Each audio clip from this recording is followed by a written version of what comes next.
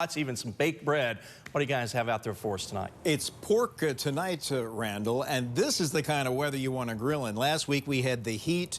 Tonight is just perfect. We're in the 60s, a beautiful sky out here, a little bit of a breeze. And Brad Mathis is back. He was with us week one, and you had, I think back in week one, cooked up the spicy chicken wraps. But tonight we've got a pork tenderloin. I actually cooked one of these for the first time myself last weekend, and a lot of people know about chops, but tell us a little bit about what you're going to do with the tenderloin. Sure. Here. Well, these are braided pork tenderloins. Okay. And the braid adds a little extra to it. So I'll talk about the prep real quick, and then I'll talk about why it's so important.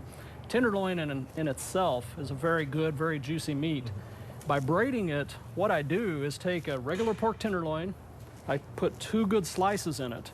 Once I have those slices, normally when you rub meat, you put your favorite rub on there, you're going to have a case where it's good, but you don't get all the rub infused. So what I do is rub it with your favorite rub. I use Hogs and Heat typically. Today I used something called Viva Caliente. Okay. And once you get it rubbed, you braid it like a little girl's hair. So basically you take it and braid it and then toothpick the end. By doing that, by having all that rub everywhere, this rub is infused inside the meat as well as on the outside. And I just pulled one off. It's not ready to cut yet, but whenever you cut it, it's really going to be cool to watch because basically it falls apart in bite-sized pieces. I just pulled these off. I actually have a couple more I need to pull off, so these are ready to come off as well. And what I do is let them sit for a while so that the juices, you don't want them to, you don't want to cut them right away. You want to let the juices work their way back in.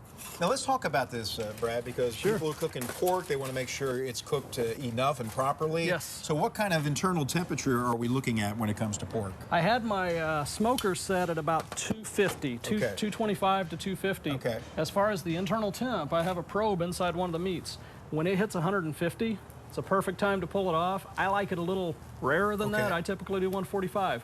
You don't want to go too hot. If you go 160, 170, you're going to have a chance of dried out pork. So 150, perfect. And we're going to cut into this next half hour on Local 7. So come on back in about 20 minutes on the Local 7 side and we get to taste this. But we got the sun coming back out right now. It's going to be a beautiful evening, and Eyewitness News at 6 will be back in just a moment.